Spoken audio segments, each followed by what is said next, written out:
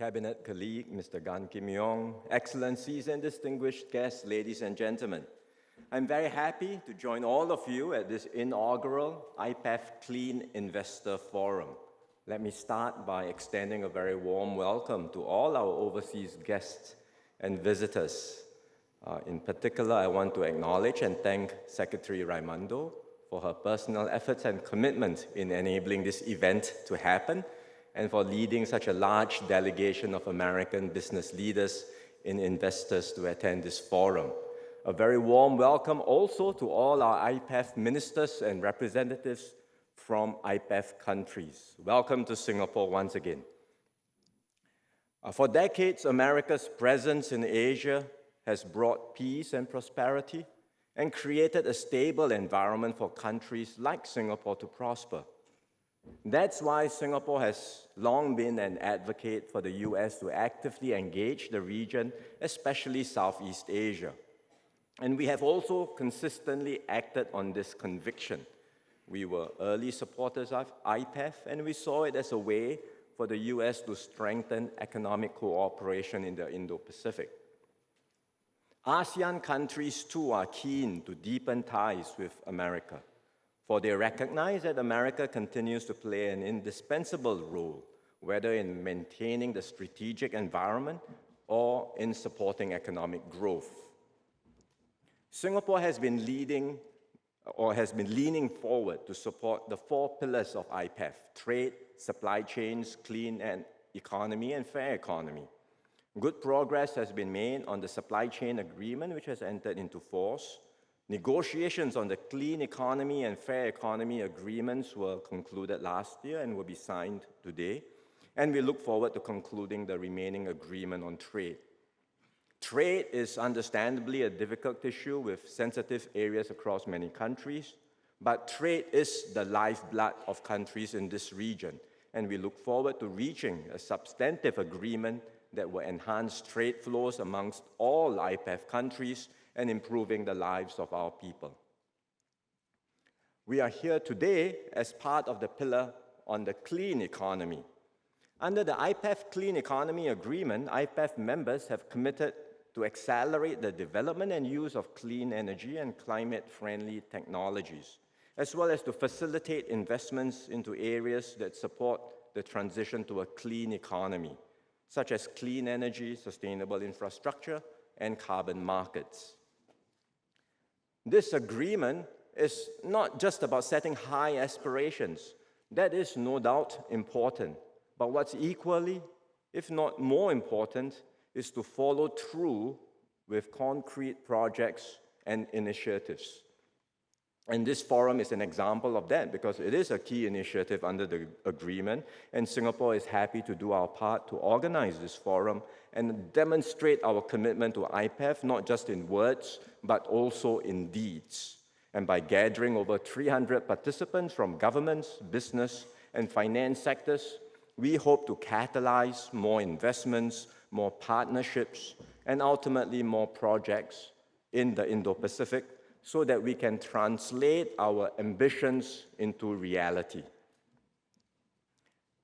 Action is urgently needed when it comes to fighting climate change. Around the world, many countries have earlier announced their net zero emission targets, most of us by around 2050 or thereabouts. But we also recognize that there are growing near-term concerns around energy security and the rising cost of living, especially with the ongoing conflicts in Europe and the Middle East. Some countries have pushed back their emission reduction plans. But with the growing climate crisis, we really cannot afford slippages in the timeline to get to net zero. Asia is at the front line of this. We are responsible for about half of the world's emissions. This region is the engine of global economic growth. New technological developments like AI will require much more energy than we had originally expected. We all know the statistics. ChatGPT consumers use something like 25 times more energy than a Google search. AI as a whole is already consuming more energy than a small country put together. And the trends will only continue to rise, and we can expect demand for energy to increase significantly over time. So if we don't make an effort now towards shifting to clean energy, there will be huge negative consequences down the road. What can we do? What can IPEF do? Let me suggest 3 areas we can take up under IPEF to accelerate this transition to a clean economy. The first is clean energy infrastructure. Southeast Asia is blessed with many sources of renewable energy. Thailand and Vietnam have potential for solar and onshore wind energy. Indonesia and the Philippines can access offshore wind and geothermal.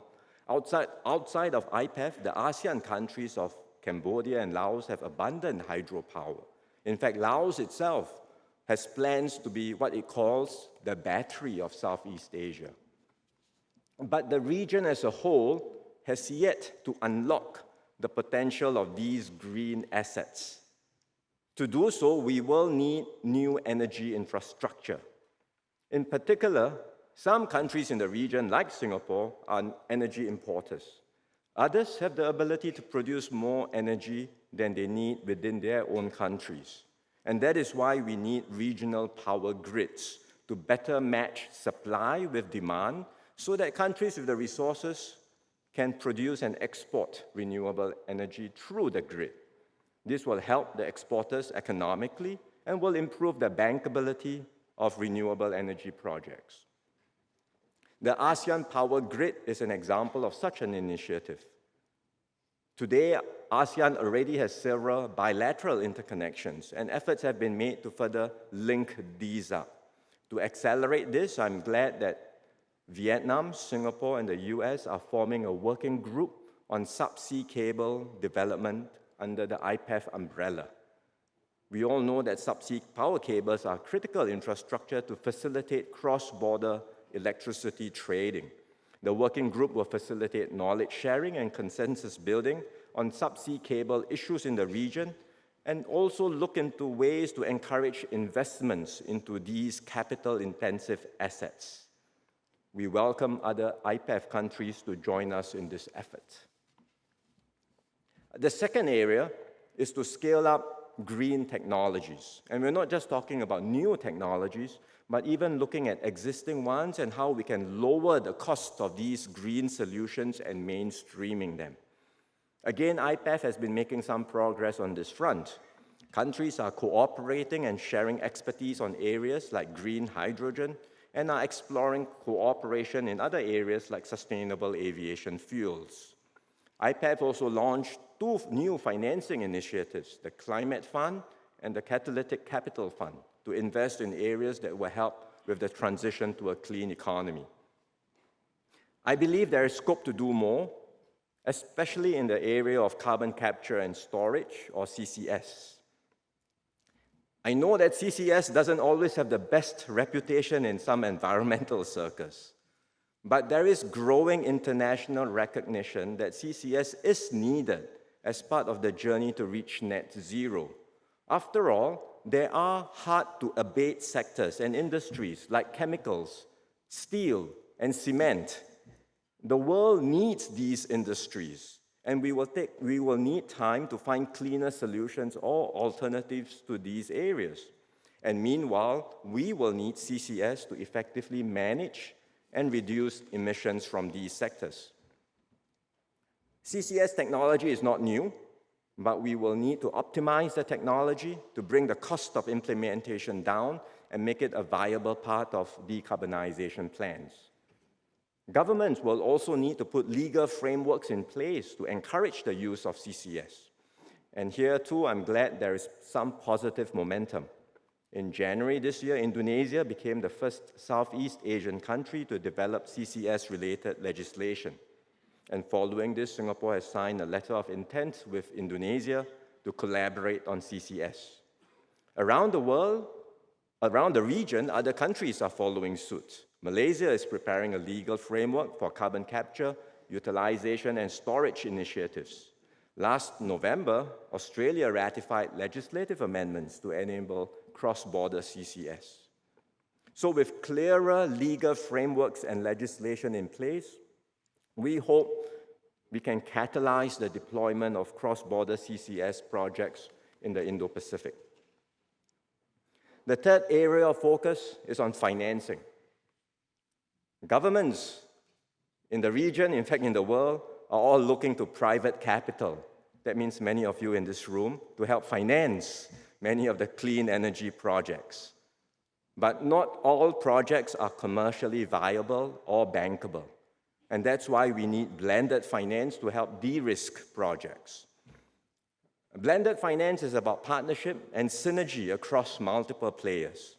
It's about pooling concessional capital and then using that to catalyze and crowd in multiples of private commercial capital, especially for the marginally bankable projects.